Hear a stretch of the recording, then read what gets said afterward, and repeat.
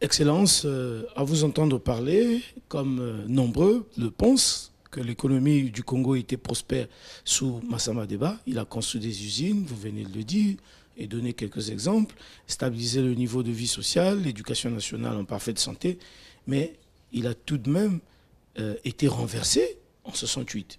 Pour quelle raison? Non, il a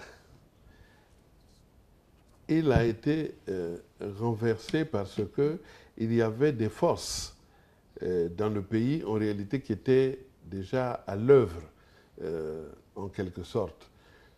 Tout à l'heure, quand nous avons essayé de voir comment on avait changé les deux premiers ministres, Pascal Lissouba en 1966, remplacé par Noumazalaï, qui n'a pas terminé le temps peut-être requis, parce qu'en janvier 1968, Noumazalaï tombe.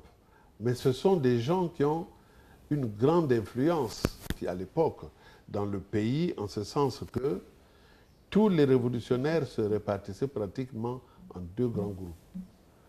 Où ils étaient du côté de Lissouba, où ils étaient du côté de Noumazalaï. Bon. Donc, euh, en quelque sorte, nous ne pouvions pas nous contenter de ce qui avait été fait par ceux qui étaient avec le régime Youlou, etc., etc. Beaucoup de choses ont pu être rattrapées, en ce sens que, bon, Massamba Deba, quand il arrive, il n'est pas tout seul. Il a créé un parti sur le MNR, il a créé une jeunesse, c'est la GMNR, et il y a tous les cadres qui sont rentrés des pays extérieurs. Bon, que ce soit les Lissouba, que ce soit les Moutol, que ce soit les Claude d'Acosta, etc., que ce soit les Noumazalaï même. Tous ces gens-là, ils ont fait des études sérieuses et ils ont commencé, eux, à répandre des idées dans le pays. Bon, on a beau dire que malgré tout ça, Massamba Deba a fait sa part de tâche, en quelque sorte. Parce que quand Massamba Deba arrive, il n'y a pratiquement pas d'usine. C'est avec lui qu'on met en place un embryon d'industrie. Et c'est ça qui fait dire aux gens que, quand Massamba Deba était là, l'économie était prospère, etc. On a construit une usine de cahiers sur la base des retenues des travailleurs. On a construit une usine. Bon. Mais il y a des éléments, malheureusement, que l'homme de la rue ne peut pas comprendre. C'est vrai, l'économie est prospère, mais dans les détails. Excellence, vous parlez des détails qui peuvent être considérés comme facteurs de l'incompréhension de l'action du président Massama Deba alors qu'il avait bien travaillé économiquement. Est-ce qu'on peut citer l'idéologie politique, dont notamment le socialisme bantou, comme mode de gestion qui a été mal compris? Et je ne dirais pas cela. Je crois que c'est sûr que le président Massamba Deba a laissé une bonne empreinte au niveau des Congolais, au niveau de la population. Mais il y a malheureusement quelque chose que seuls probablement les gens qui se sont exercés à l'analyse politique peuvent comprendre. Je pense que Massamba Deba n'est pas le géniteur des 13, 14, 15 août 1963. C'est un mouvement qui s'est fait. Il n'avait pas de leader. et on est allé le chercher. De telle sorte que, quand il vient, avec son expérience de fonctionnaire, parce qu'à l'époque, il ne faut pas oublier que Massamba Deba est sorti de l'école des cadres, d'Édouard Renard. Bon, il a travaillé au Tchad, etc., etc. Il avait été président de l'Assemblée, il a été ministre du Plan. Et un détail qui est important qu'on retrouve même dans l'histoire de France. Les protestants ont un autre comportement par rapport aux catholiques. Massamba Deba est un leader protestant. C'est donc des personnes qui ont une bonne éthique. Et c'est ça qu'il apporte au mouvement des 13, 14, 15 août. Il apporte une bonne éthique. Ce n'est pas quelqu'un dont on peut dire, vous vous promenez et vous dites, ah, ça c'est la voiture d'un tel. Ah, il est minuit, il est encore là. Non, non, non. Vous voyez? Le peuple parfois aime ce genre de détails. De telle sorte que le peu d'argent dont on disposait, on a su l'utiliser à bon escient à l'époque. Mais les jeunes gens qui l'entourent, les Souba, c'est un cadre qui est rentré de formation récemment. Noumazalaï, c'est un cadre qui est rentré de formation récemment. Les Miakanda, etc., ils sont nombreux rentrés de formation. Beaucoup d'entre eux sont omnubilés par les idées nouvelles, les idées de gauche, les idées indépendantistes. Donc ils veulent être dans un pays qui est vraiment souverain. Ce n'était pas le cas toujours. Donc, il s'est trouvé que les résultats économiques étaient bons, mais l'orientation politique n'était pas voulue par les intellectuels congolais. Je crois qu'il a été prisonnier de cela.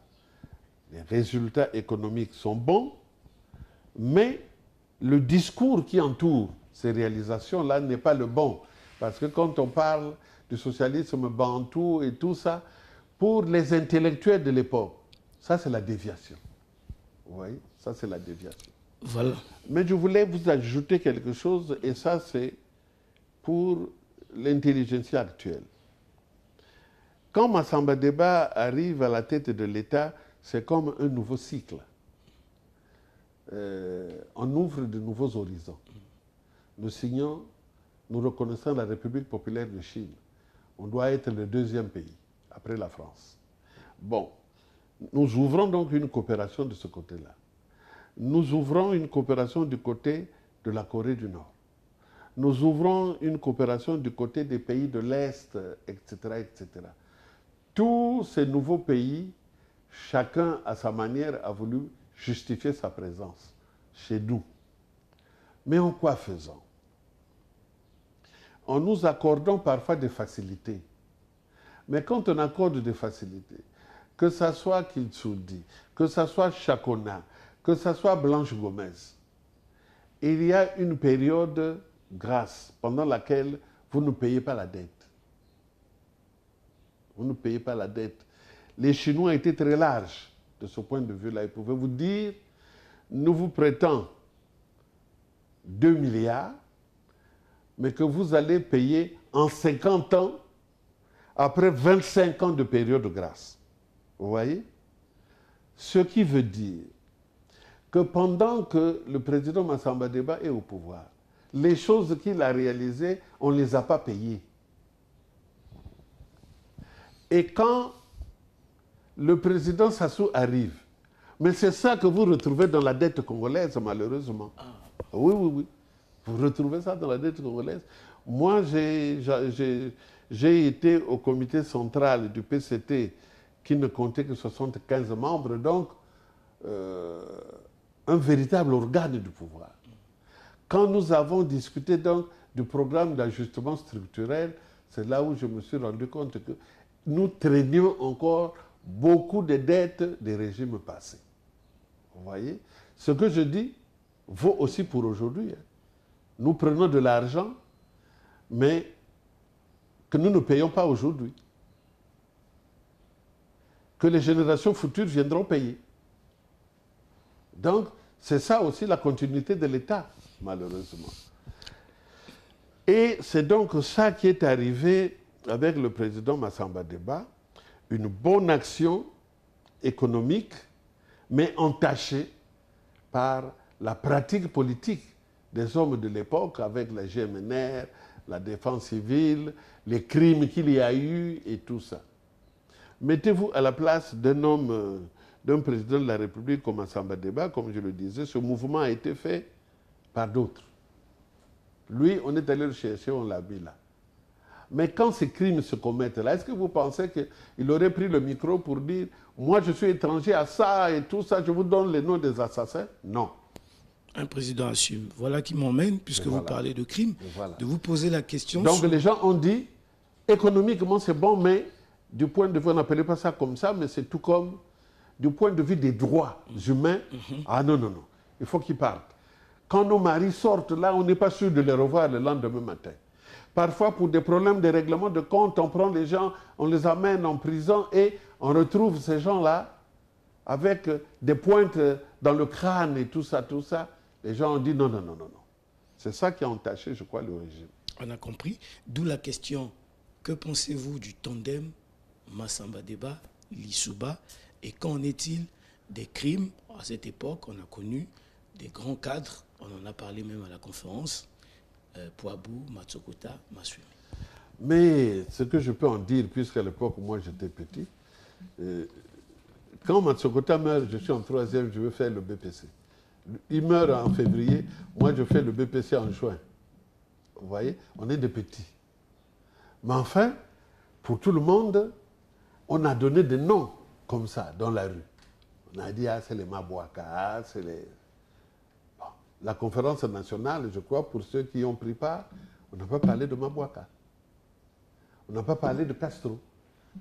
Donc, quand Dala Graï, après avoir déclamé que pour faire la politique, il faut les avoir bien suspendus, et il ne fallait pas que le débat autour des assassinats et tout tourne simplement sur la responsabilité des lampistes. Il assumait. Je vous l'ai dit, c'est nous. C'est nous.